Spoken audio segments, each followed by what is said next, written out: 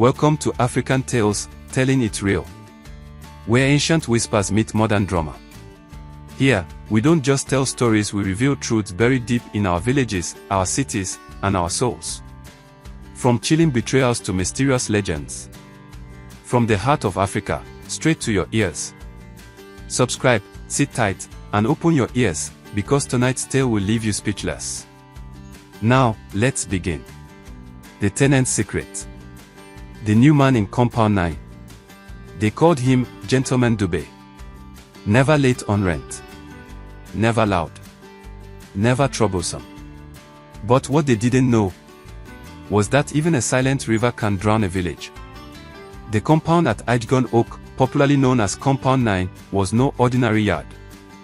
It was one of those Lagos suburban face-me-I-face-you houses where people knew how many cubes of sugar their neighbor used and who returned home last at night. It was noisy, gossipy, and very alive, just the way everyone liked it. That was until Mr. Dube came. He moved into room 5 one Monday morning with only 2 bags, a toolbox, and a framed photo of a woman nobody ever asked about. He greeted people with a nod, always went out early, and came back late. He spoke softly, almost too softly, like someone hiding his real voice. To most people, he was simply that quiet tenant, a welcome contrast to the usual noise of Compound 9. Dube was a mechanic. He worked at a nearby junction, just 3 streets away. Every evening he returned home with a small lunch cooler and grease-stained overalls. Children ran past him, women gossiped by the tap, and the old men at the corridor played Ludo. But Dube always went straight into his room. No wala. No complaints. No visitors. The landlord, poor Adelik, a 63-year-old retired army officer, liked him. He had fought in battles, seen the worst of men, and said Dube was a peaceful soul. And if poor Adelik approved of a tenant, everyone else followed. Now, Tomowa, the landlord's only daughter, was everything Dube wasn't: loud, curious, playful, and as cheerful as the morning sun. At just 12, she had mastered how to run around barefoot, knock on every tenant's door, and ask funny questions like, "Uncle Dube, why is your door always locked? Uncle Dube, do you have a wife? Uncle Dube, why don't you smile like Mom Nkechi's son?" Most tenants brushed her off. But not Dube. He answered her questions, politely. He even gave her sweets, once a week, always the same type, red and chewy. Tomowa liked Uncle Dube. "He's nice," she once told her mother. "He doesn't shout like the others." Then came the day everything changed. It was a Thursday evening in early June. The skies were heavy with rain that refused to fall, thunder rumbling like an angry spirit held back. The compound was unusually quiet. Poor Adelik had gone to the market. Mom Nkechi had traveled. The children were indoors, preparing for school exams. Except Tomowa.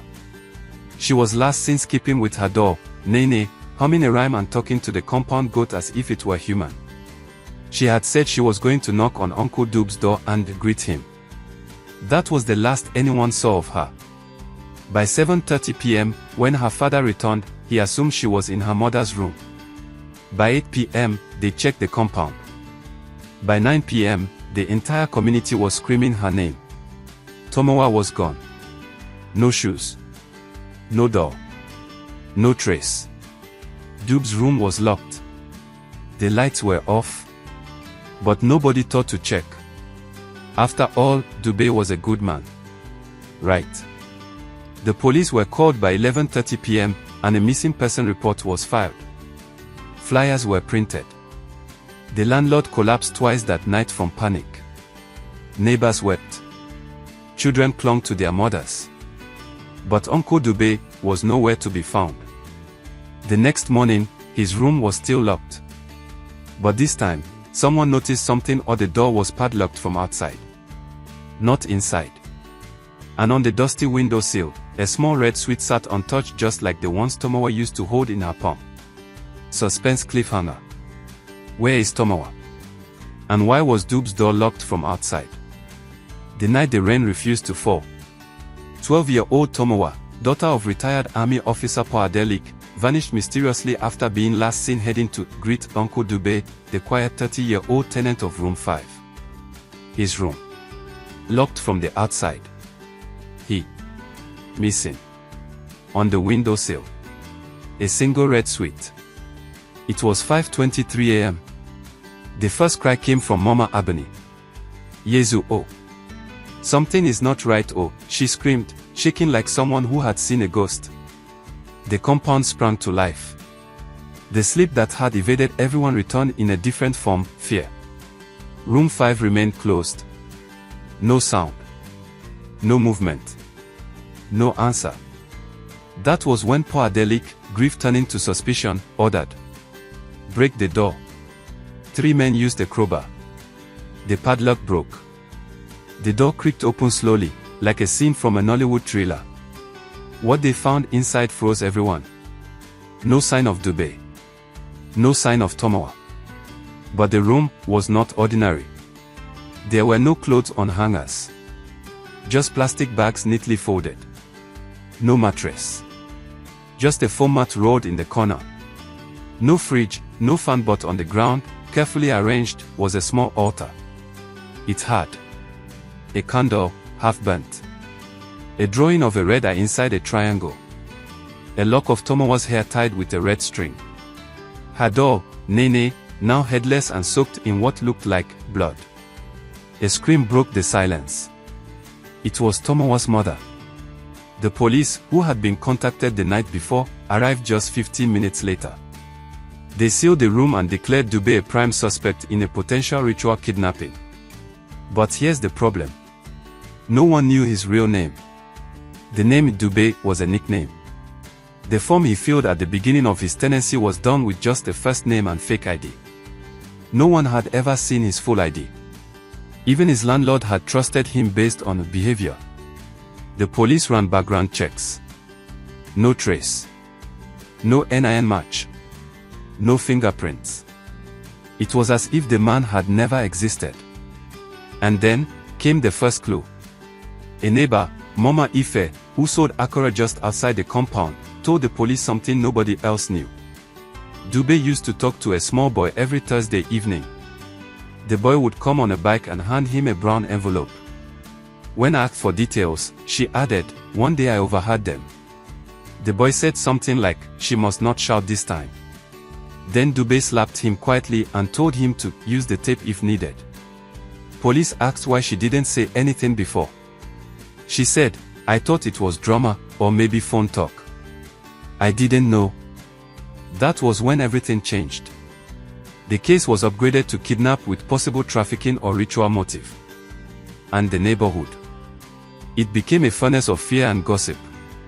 Meanwhile, 3 towns away, in a village off Ibadan Expressway, an Okada man dropped a passenger wearing a hoodie. He paid in silence. The Okada man looked closely. "You be Lagos man?" he asked. The stranger didn't respond. He just carried a sack on his back. Inside it, something moved. Suspense cliffhanger. Was Tomowa still alive? Where was Dubé going? And what was inside the sack? Episode 3, The Man with the Sack. Room 5 was opened. Dubé vanished. Tomowa missing. Inside his room, a strange altar, a lock of her hair, and her headless doll drenched in what looked like blood. A neighbor mentioned a suspicious Thursday visitor. Meanwhile, someone resembling Dubé was seen entering a remote village, carrying a sack. Something moved inside. 5 a.m. somewhere near Araromi Forest, Oyo State. The air was cold. The trees whispered. The ground was wet. The man with the sack walked deeper into the bush, guided only by a small solar-powered lantern. His steps were calculated, like someone who had done this route many times before. The sack twitched again. A muffled sound like a whimper. He reached a clearing. At the center sat a wooden cabin, worn by age, partially hidden behind tall elephant grass. A palm frond was nailed above the doorpost, a charm for protection, the kind local hunters used. Inside, the room smelled of herbs, smoke, and old secrets. He unlocked the metal latch. There she was. Tomowa pale, barefoot, with her mouth gagged and hands tied. She had bruises on her arm. Her uniform was dusty, and her school bag lay empty in a corner. "Shhhh," the man whispered as he removed the sack and shut the door behind him. "They'll soon come for you. But I need you to behave, or everything will end before it begins." Tomowa nodded, tears soaking her face. She tried to speak, but the gag stopped her. He turned away and began arranging small clay pots into a circle. On each pot was a symbol ancient, tribal, but foreign to Yoruba tradition. Then he poured red powder in a spiral around them. This wasn't ordinary kidnapping. This was ritual. But not for money. Not for fame. It was revenge. Back in the city, the police discovered Dube's last data purchase from a roadside SIM vendor. He had recharged a small phone using Glow just 2 days before the kidnap. Through tracking software, they narrowed the location to somewhere near Ibodonoyo axis. Poor Adelik, now boiling with both sorrow and rage, insisted on joining the search team. "That man ate in my house. Played draft with me. And now, he has my only daughter. No. I must go." Meanwhile, in the village, an old woman, bent with age but sharp in memory, called Mama Tenny, saw the man with the sack earlier that morning. She had seen him enter the forest trail and noted his odd gait. She reported to the village head. "That's the 3rd time this month someone has passed this trail. But today, he carried something. It moved." The Bale summoned the local vigilantes. 5 men, cutlasses and Dane guns in hand, ventured toward the trail. One of them, Lonra, had once been a hunter and knew the forest paths better than anyone. They saw footprints. Followed it. Found torn pieces of rope. Then, they saw ashes, fresh ones. Someone was burning things. Then they heard a sound. "MMMMMMHHMM." A muffled scream. "Did you hear that?" Lonra whispered. They moved quietly, one behind the other. Their steps were light. Their eyes, sharp. They reached the clearing. Smoke. The wooden cabin, the palm frond. Lonra signaled with his hands. 3 men to the left. 2 to the right. Surround. On my mark. Inside, the man was chanting. Outside, the vigilantes waited. Lonra stepped forward, and the floor creaked. A bird flew off. The man inside stopped chanting. He picked up a machete. He looked through the window. Eyes met. A scream shattered the silence. Run. Suspense cliffhanger. Will the vigilantes capture him? Is Tomowa still safe inside? And what's the real reason behind the ritual? Episode 4, The Blood Debt. The forest. The cabin. Tomowa, tied and gagged. The strange altar with ritual symbols. The vigilantes closed in. And just when they thought they had him, he looked straight into Lonra's eyes. Machete in hand. A scream. Chaos. But the real story. It was just about to begin. Inside the cabin, moments after the scream, Lonra burst through the door. Down. Down on the floor, he shouted. But the man was ready. It was Dube. With one quick motion, he smashed a gourd on the ground. White smoke exploded into the air, clouding everything. Coughing, eyes burning, Lonra swung blindly. A machete scratched his arm. Another vigilante rushed in. Grab the girl, he shouted. Dube vanished into the smoke, out the back door, into the thick bush. Tomowa was quickly untied, wrapped in a blanket, and carried out. She was weak, but alive. But the question hung heavy like a ghost in the wind. Why did Dube do it? Back at the police station, that night, Tomowa, after being calmed, finally spoke. He said my father stole something that destroyed his family, and this was his way of making him feel pain. Poor Adelik stood frozen. His eyes welled up. His hands trembled. I thought it was buried, he muttered. Inspector Musa looked up. Buried. What are you talking about, sir? Silence. And then, the old man began to speak, his voice heavy with guilt. Flashback, 1987, Elisa, Osun State. A young Adelik worked as a court clerk. Poor, struggling, but smart. His supervisor, Chief Ogunlai, offered him a bribe, change a property document to favor his brother. He refused.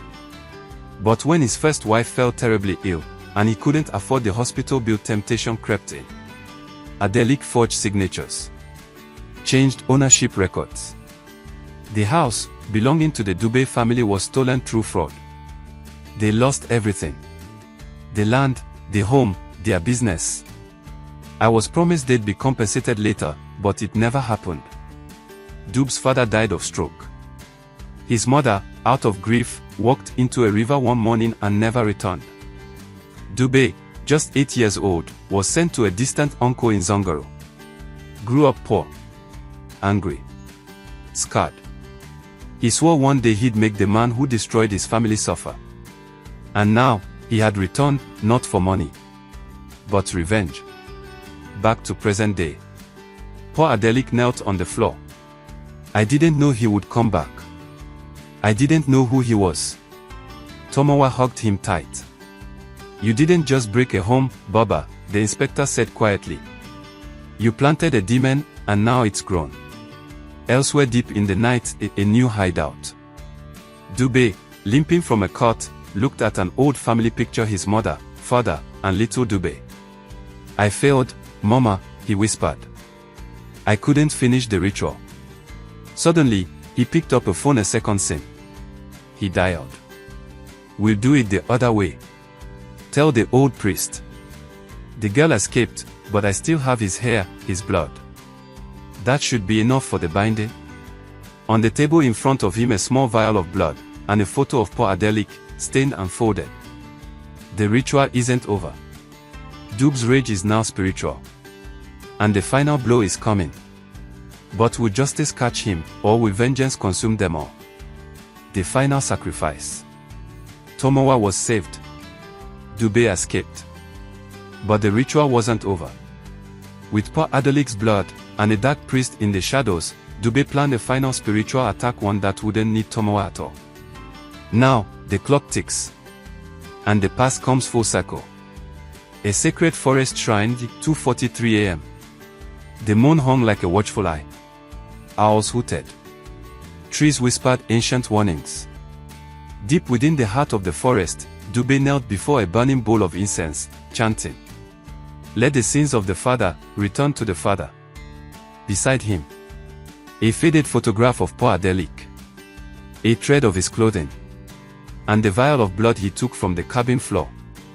An old man with milky white eyes, the blind priest of Nimbo, raised his hands. The sacrifice is incomplete. To seal the curse, you must give what your father gave, blood for blood, pain for pain. Dube looked down at a rusted dagger. His hands trembled. His eyes filled. I gave everything already. Not everything, the priest whispered. Adelik's compound, same night. Poor Adelik couldn't sleep. He walked through the living room, clutching an old Bible, muttering Psalm 91. Suddenly a gust of cold wind blew open the windows. The lights flickered. He dropped to his knees. God. I know I sinned. I know I buried it. But please, protect my daughter. Punish me, not her. Just then, his phone buzzed. Unknown number. He answered. Poor Adelik, Dube's voice said, calm and cold. I'm not after her anymore. I've decided to give you a gift, the fair ending. Dube, please. I will confess everything. I will surrender. Just don't do anything rash. You already did. 37 years ago. Click. The line went dead. Police headquarters, morning. Inspector Musa had traced Dube's call. The signal came from Nimbo Forest, 12 kilometers out. They scrambled a team. Joined by Lonra, and a pastor from the community, they stormed the forest shrine. When they arrived, the altar was empty. smoke still rose from the bowl. And in the center of the shrine was a note. I wanted him to feel the fear my mother felt when she drowned herself. I wanted him to know what it feels like to lose what you love. But in the end, I saw the truth: revenge is a fire that only consumes the one holding the torch. I release the pain. I break the curse. I surrender. Attached, the vial of blood, unbroken. And a photograph of Dubé, standing at the edge of a cliff, arms open, eyes closed. Below that photo, a caption, written in red ink. Forgiveness is my final sacrifice. Epilogue, 2 weeks later. Poor Adelik stood before a community hall. He confessed publicly. He reached out to the Dubé family, the surviving relatives. He returned the stolen property. A foundation was set up, the Dubé Fund, for children displaced by injustice. And in the back of the crowd, a woman stood silently, holding a toddler. She was Dub's cousin. She wept quietly, not in pain, but in peace. In every village, behind every wall, there are secrets. But the truth is like sunrise: no matter how dark the night, it will always find a way. And sometimes, justice is not the punishment of the guilty, but the healing of those left behind.